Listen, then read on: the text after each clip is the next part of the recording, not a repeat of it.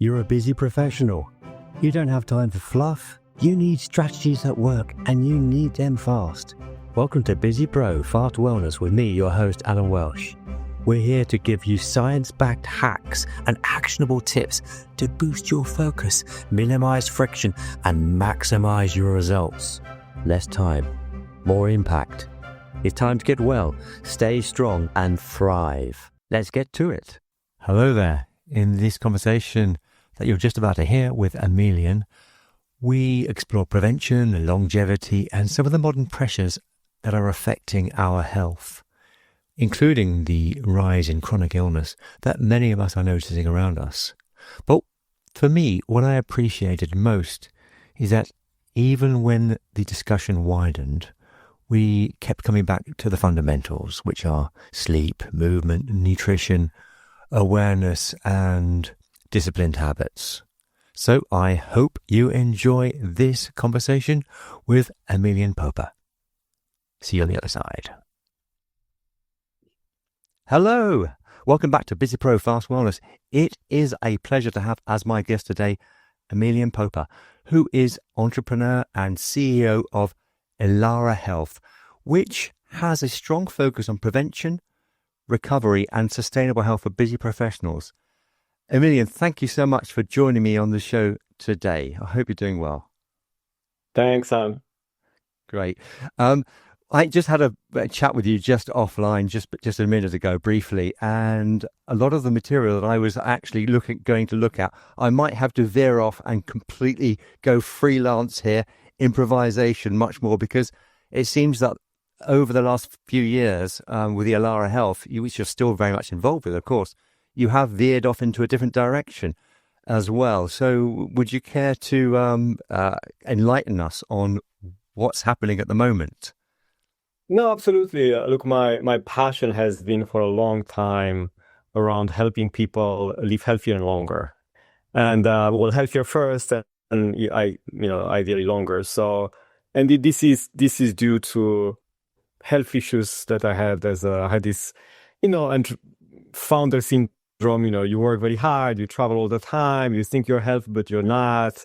You don't eat properly, you don't sleep enough, and then you get into health issues. So for a long time, I was kind of avoiding or thinking that these health issues will go away, but they accelerated as I was getting older and older. And, years ago, this was back in 2015, I think 2014, 2015, I started to think deeper at my own health. And also from a family perspective, we try to be very, very healthy. A lot of influence from my wife, which she's Danish, and, cold plunges, nature. And then that's how I started Ilara Health back in 2019. Spending a lot of time in Africa, actually, with a goal indeed to bring preventative care in a world where conventional and sick care is actually the standard.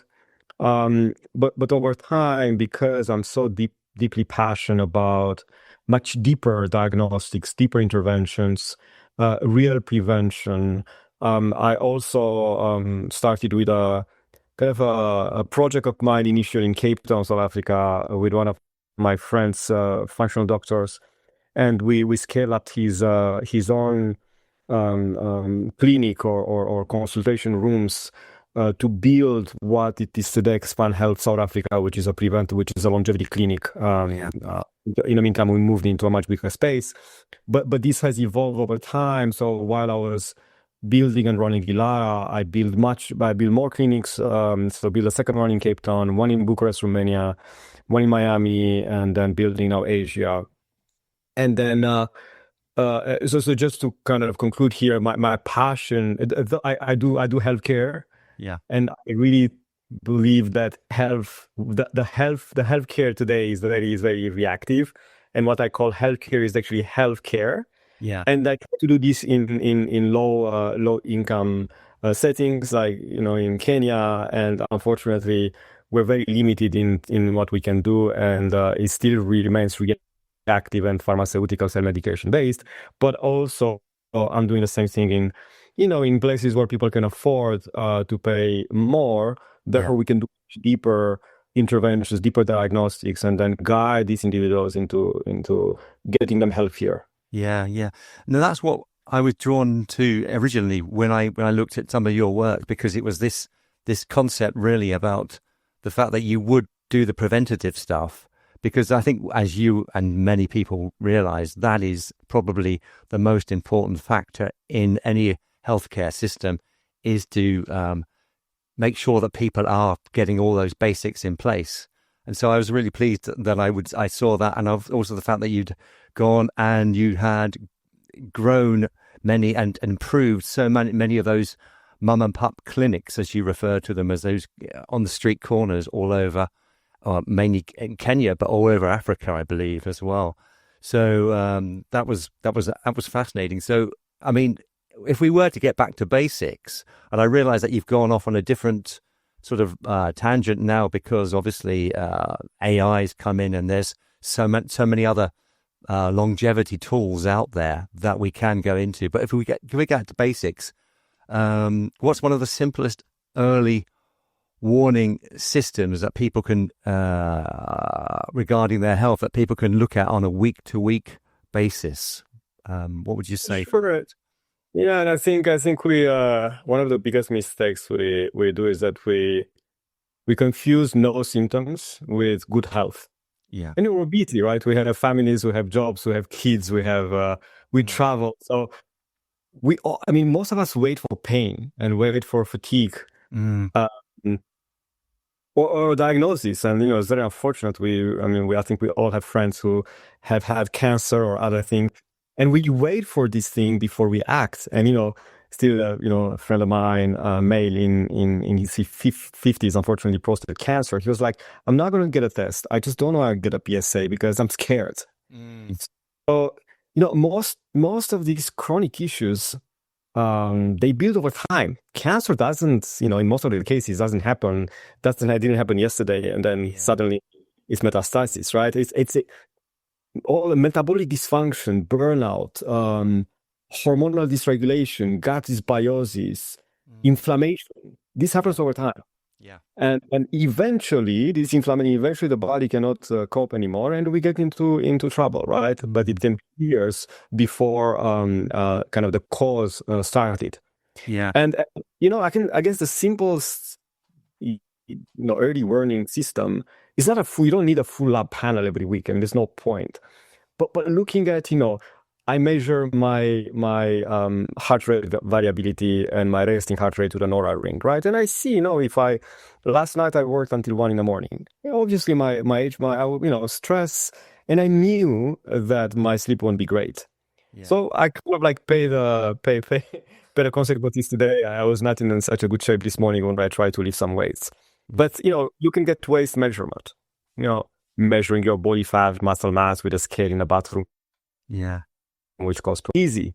Looking at your own heart rate and heart rate variability trends, and if it goes south and over time, then it means that there is some kind of stress accumulation. Even simple things like energy, right? How do you wake up in the morning? Do you want to get up out of your bed in full of energy, or you are sluggish? How's your mood? Yeah. It takes 20 seconds to just think of this. So it's not that, as much as we talk a lot about data and diagnostics and everything, finally, even the basics can get you to a place where you can actually identify these things before they happen. Yeah.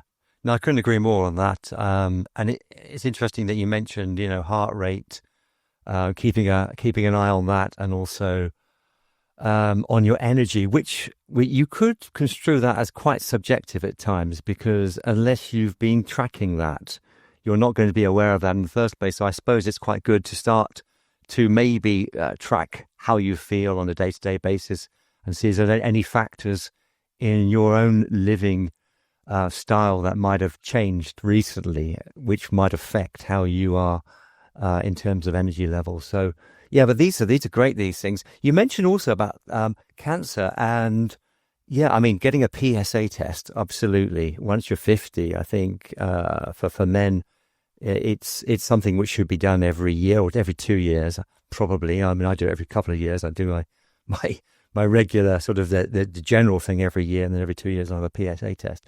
But I've noticed, I don't know if this is anecdotal, and maybe you can put me onto this. It seems that, or maybe it's my age, you might say that, but a lot of people seem to be coming down with cancer of late. I've had a couple of friends who've just died, just suddenly, and that's been quite alarming. I don't know if there's any what's going on here. It's if you've got any, have you shed any light on that by any chance? Look, sure. Finally, cancer in most of the cases is a metabolic disease, right? I'm not going to get into trouble. I'm not a doctor, but the reality is genetic cancers are actually limited. Most of the cancer are actually a result of long-term inflammation, right? Yeah. So the body, was, I think Peter Attia or someone else was talking, or Mark Hyman. We all have mutated cells in our bodies continuously. The cells mutate, I don't know, millions of cells every day because of the environment, because of the pollution, because of lifestyle. What does the body do? It's like an army. Our T cells go and identify the cancer cells and kills them every single day, continuously. What happens when our bodies become too tired, we don't have enough power, if you want to, our immune system becomes weak. Well, that's when our immune system becomes unable to identify, like a police light, identify the bad guy and go and then kill them. Yeah. And then when these mutated cells, now they're happy, and then get together and multiply, and eventually it becomes a tumor, a physical tumor. And then afterwards, this grows, and then it multiplies and becomes cancer, right? Yeah. Now, why our immune systems become weaker? Why? Well, look at all the forever chemicals. I mean, we've invented amazing things for the humanity, 46 years ago, but we didn't realize at the time that a lot of these things are harmful. I mean, all the chemicals that we use, in our households, hormone disruption eventually affects the immune system, and eventually become, get cancer and other problems. Pollution, microplastics. I mean, I was in a conference. I was speaking at a conference in Copenhagen in December, and proof that clinical studies on microplastics in people who died of Alzheimer, but massive, like 3, 4, 5% of their brains full of microplastics, but also microplastics in people who are just sick of, they have Alzheimer. Yeah. So you see, I mean, there's so many things that, our bodies are made to detox, and that's why we have a liver, and that's why all the system is there to detox, right? Lymphatic system. But when we get bombarded by more and more stuff, our bodies cannot detox anymore, and then all these toxins start to affect the system. So why is this many cancers? Well, I mean, I think we declared the fight against cancer in the 90s, right, in the US. I think it was I think in the 70s. I think Kennedy was talking about it. Well, I don't think we're very far. Right, we identify much earlier. Correct.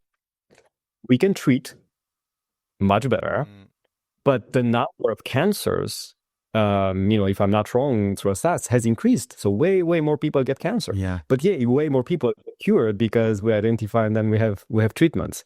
Some of these treatments can be really bad. Some others are better. Yeah.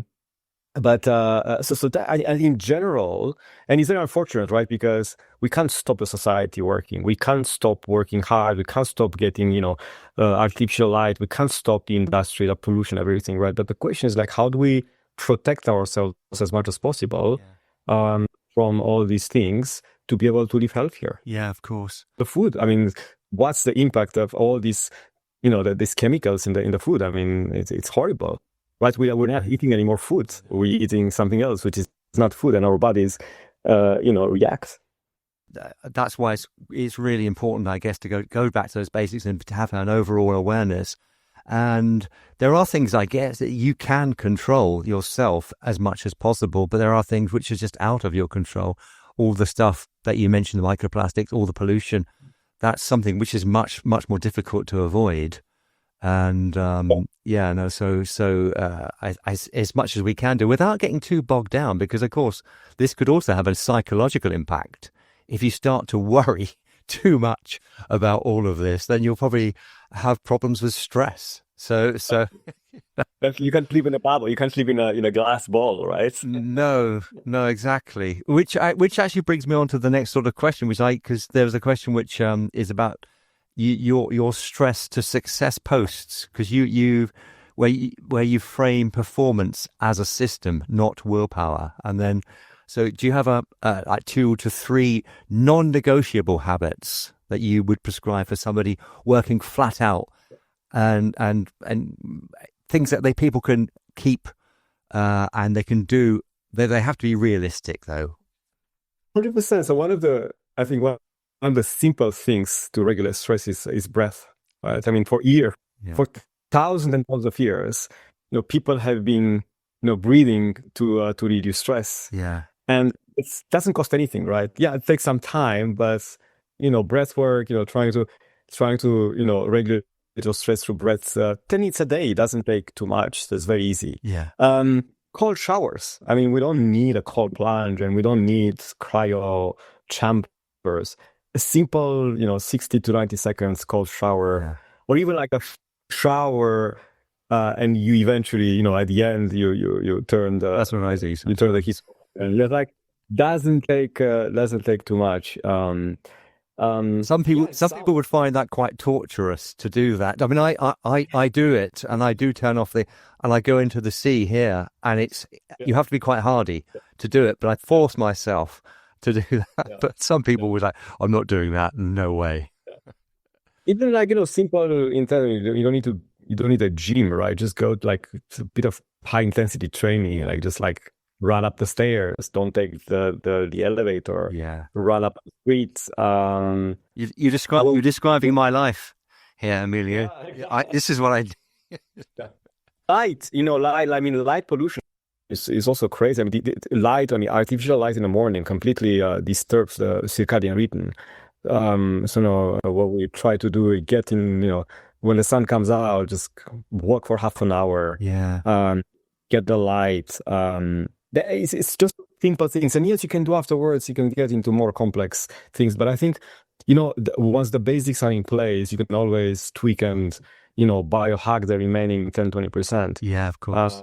Basics are important. Walk barefoot. I don't know, and I know it's difficult. If you live in one of the big cities, then you can't just walk barefoot in the street. Well, some people can, but you might have your image to contend with, and also, it might be a bit dirty as well.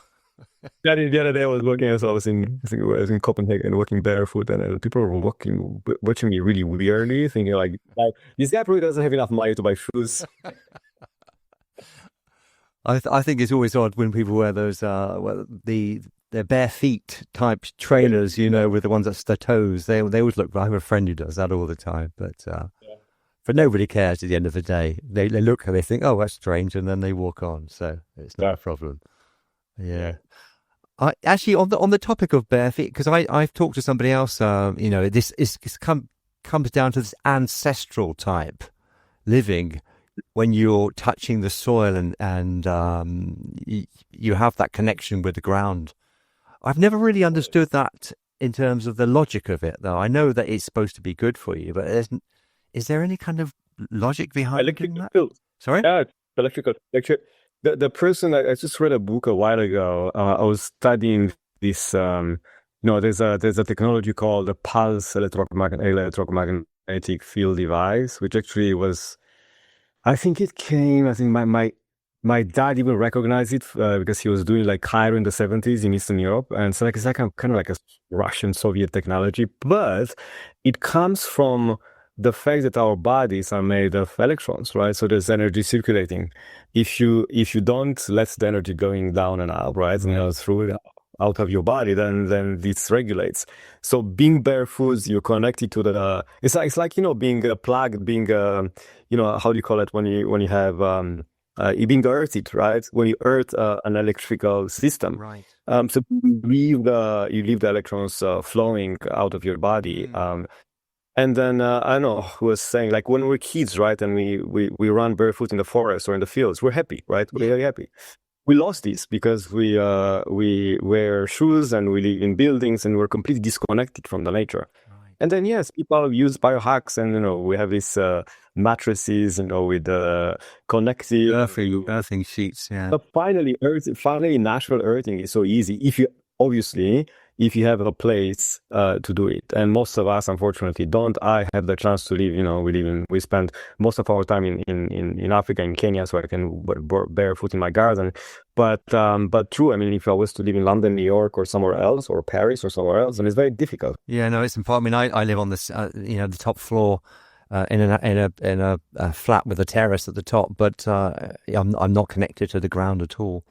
In that sense. It always had, there's these shoes with a kind of like a metal thing, and you are connected to the earth. I mean, you can always find ways to replace this. And I think if you think of all the all these biohacks that everyone is stocking currently, they most of them try to replace something which otherwise the nature gives us. I mean, think of yes, the connected shoes, sleeping, all the sleep mattresses, the eight sleep and others, right? I mean, we're our ancestors were living in caves, right? Yeah, it was dark, cold. They were sleeping like babies, unless the lions or the tiger was coming and hacking them, right?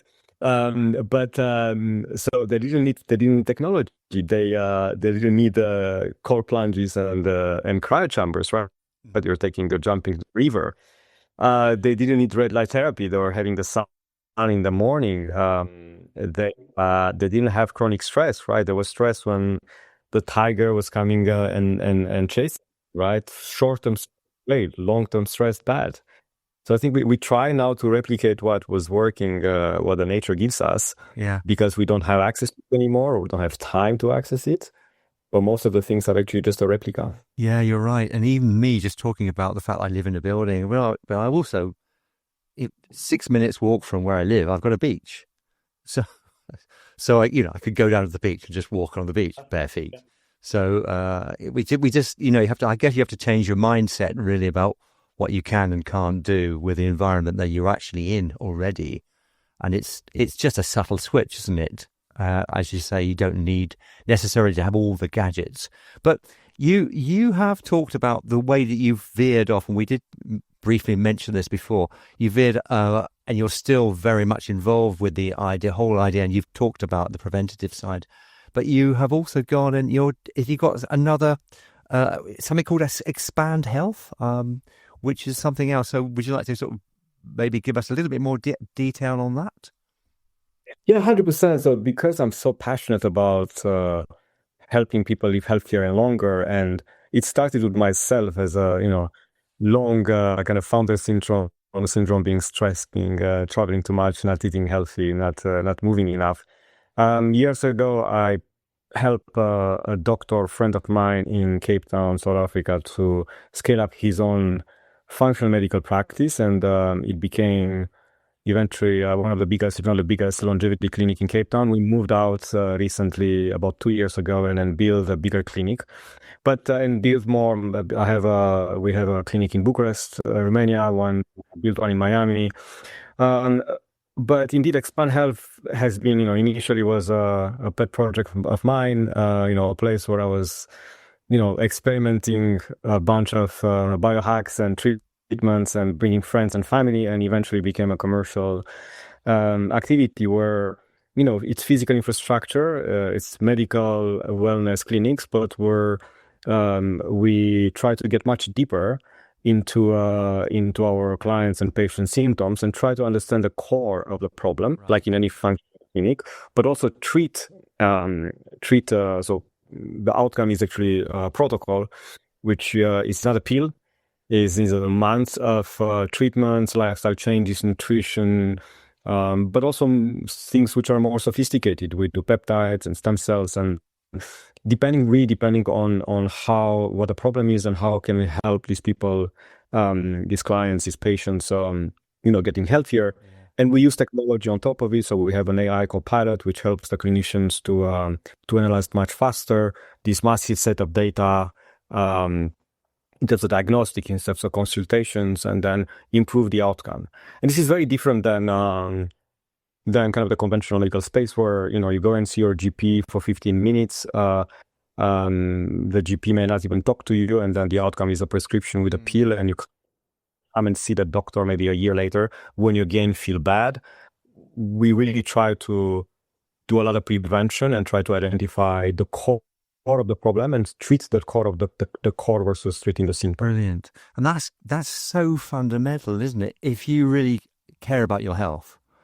And as you know, many people will just go to the doctor, obviously, when they're sick, they'll obviously go, but they'll go for their checkup. And as you say, it's just a question of pushing over some meds or prescription to get some meds just to deal with some short-term problem that they might have where they're not getting to the core of that. So if people can afford, they have the resources, obviously that makes perfect sense, because what is the most important thing in life is health, really, when it boils down to it.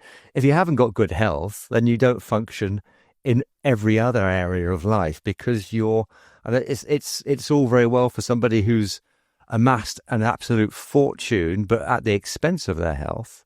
And so, they may as well invest money into improving that in the first place. So I think that kind of work is absolutely, is crucial for people that really do care about themselves. And hopefully many people will reflect and care about their own health in order to improve that. So, digging into that area, it seems that you've undergone a massive journey on yourself, really, because I remember watching a video of you when you talked about when you burnt yourself out. And now have you kind of come full circle? Because sometimes we can get so preoccupied with ourselves that with what we're doing, that we forget about ourselves. And how's that worked for you now then? Yeah, I guess I've been through multiple cycles where, I was trying all the possible biohacks years ago, and then taking 100 supplements a day, and I don't think that was working either. Okay. But I think over time I became more balanced. Finally, it's about life and living. If you become too obsessed about your own health, then I don't think it helps. I still like to have a glass of wine every now and then, or having a pizza maybe once a month. But I think overall, I try indeed to measure and take care of myself, but still go back to the basics. The basics are sleep, movements, nutrition, mindfulness, community. I think those are the 5 things, and always it goes back to the kind of the principles of if you think of the blue zones, right, where people still live, south of Italy, whatever, Baja California, Okinawa, like they don't go to the gym. They still drink some wine. They, but they're happy. They're happy. They have a community. They move continuously. They carry. They don't go to do farmers walks, right? They carry like the water buckets or whatever they do.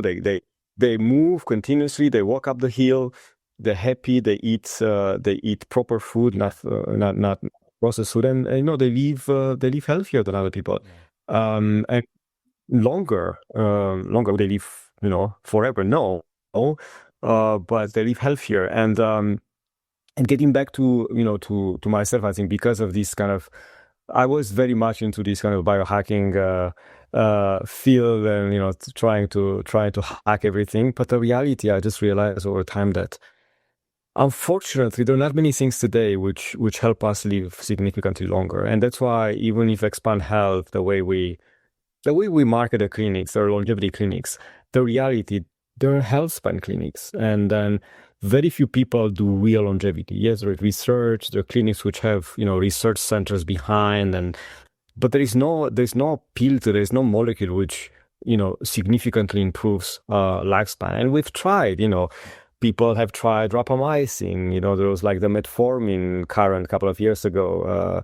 But none of this really, there hasn't been any significant proof that any of these interventions would increase in humans, would increase the lifespan significantly. Yes, they work in rats. Yes, they work but not in humans, not yet. And until something will come out and will be really, really life-changing, I think we remain with the basics. Yeah. And again, the basics are free. Then you can still fine tune the remaining. Yeah. No, that's great, because that's a great crossover from what you obviously were doing before, and you've obviously prescribed that often, and now you're looking into this new area, which you say that, well, there's no massive proof that that these new technologies are not going to extend life significantly. Having said that, I was speaking to somebody a while back, and they said that in the next 10 years, that could significantly change. I don't know if there's any truth in that, or you have any insight into that idea that this could change in the near future. I'm not talking 100 years, 50 years. I'm talking about in the next 10 years here.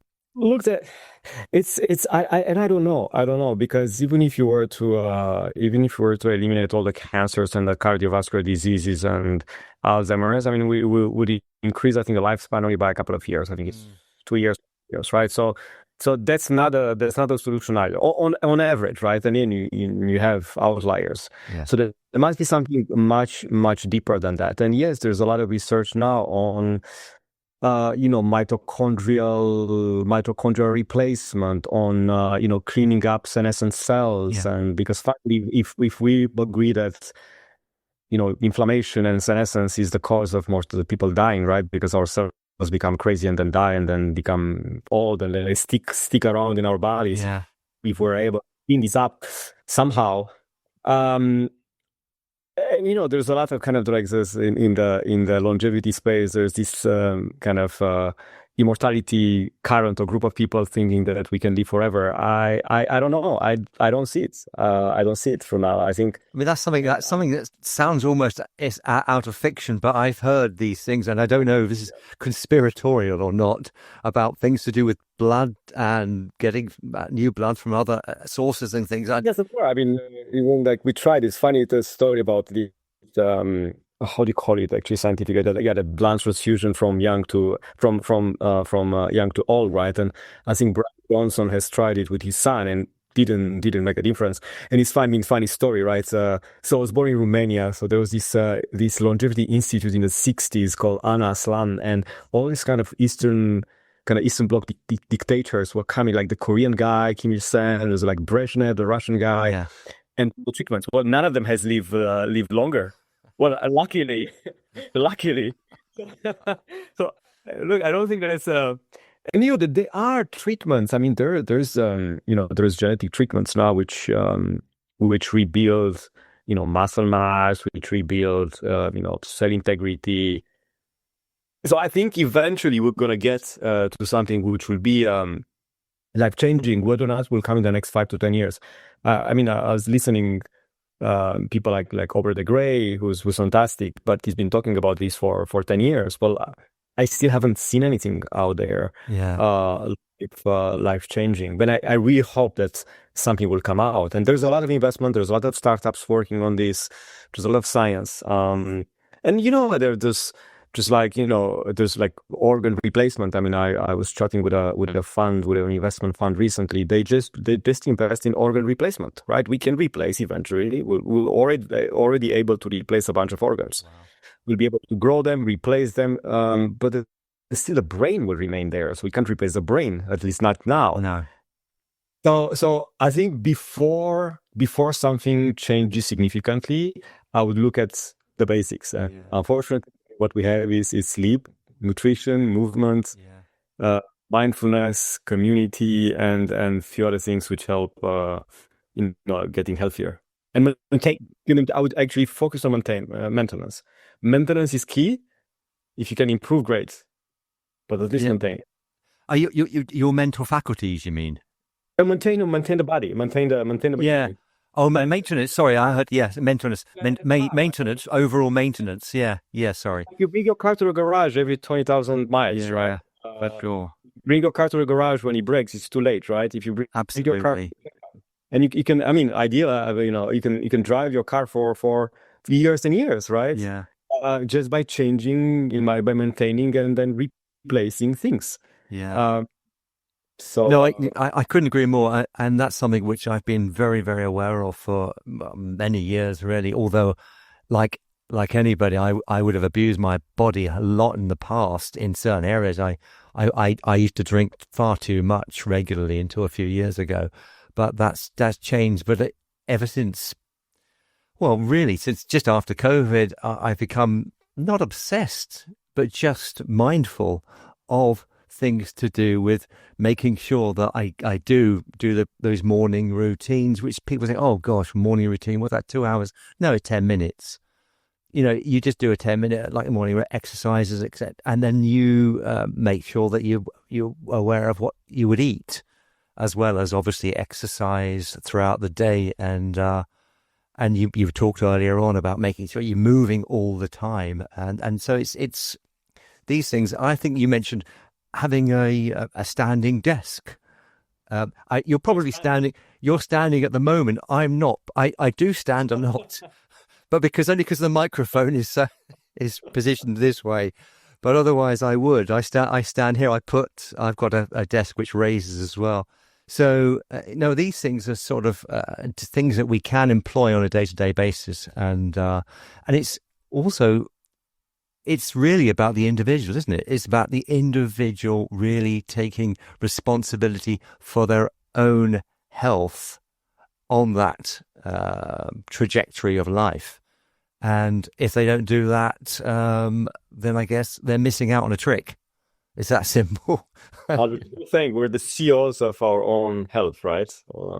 Yeah, we are the CEOs of our own health, and it's all very well, all these new technologies that are coming out and can do that. But these are blanket things that are going to improve everybody's health. But in the mean short term, and it's great that you've got people coming over and wanting to improve there and finding out what the issues are in their own bodies that can be optimized to help them, and also to prevent ongoing illness if that's the case. So if you can identify those things, that's great. There is a thing about mind over matter as well, of course. And I was brought up in a household with my mother didn't believe in illness. She just genuinely, I didn't have one day off school in the whole of my 12 years. I just didn't. Every single day, there was no such thing as illness. And we still have that, my brother and I, who were brought up. So, touch wood. We're okay, but we obviously you can't take things for granted. That's why I'm mindful of that as well. So it's been that's all very interesting. So yeah, I think that's a bottom line thing on that. I haven't really got anything else I'd like to ask you now. I think we've covered so many bases. Anything else that you would obviously how can people reach you if they want to get in touch with you? What's the best form to do that? Sure, I'm very active on LinkedIn, Emilian Popa. I think LinkedIn is probably the best way people can reach out. No, I think I think just a conclusion is I'm not saying it's easy, right? It takes some kind of discipline. I'm not saying waking up in the morning, lifting weights, going for a run, being in the sun is easy and accessible to everyone because we have lives. And then most of us have complex lives with families, with jobs, with travel, with etc. Right? But even like everything is better than nothing. And I think every incremental change can help.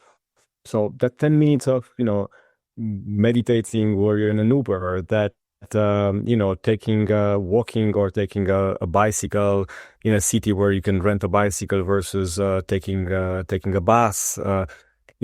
Walking. I know I see people in the airports. I always walk up the stairs, even if I have a suitcase. How most of people prefer to wait and then queue for the elevator versus what. So kind of this takes a bit of a discipline and a bit of a mindset change, and all these things can help achieving a lot. And finally, also, what I look at, we have actually a 3-year-old, and we're gonna have another baby coming in the next couple of days. Oh, Good. As the way we've educating our daughter is actually eating healthy, being outside all the time, no electronics, no tablets. oh, good. And then she's funny. The other day she was like, I want kimchi. Like, Daddy, I want to eat kimchi. I want to eat raw broccoli. And it's funny, right? How many, or we like, we have I do a turmeric. I blend a turmeric and protein shake every morning. Lovely. So things starts when you're a baby or a kid, right? And then habits form. And my advice is, then for people who have kids, try to get them used to healthy stuff, because our habits form in the first weeks, months of and years of our lives. That's so true. Yeah, and it's great to see that and to note that with parents that are instilling these really healthy habits from a young age, as opposed to just giving them crisps and chocolate and ice cream on a constant basis. And there's the same for, as you mentioned, about the technology. I see, and this sounds awfully judgmental, and I do apologize for that, but you do see lots of young children now on their smartphones and tablets, and it's just a sort of way. I guess it's difficult for parents at times, and I respect that. They just need to, here's the phone, entertain yourself for a bit and give me a break. But it just seems that obviously as society goes on, it's much more dependency in that way, which is obviously negative in the long term. I would predict. Yeah. So well done on instilling those habits. And I love the idea of putting turmeric and the kimchi, and that's fantastic.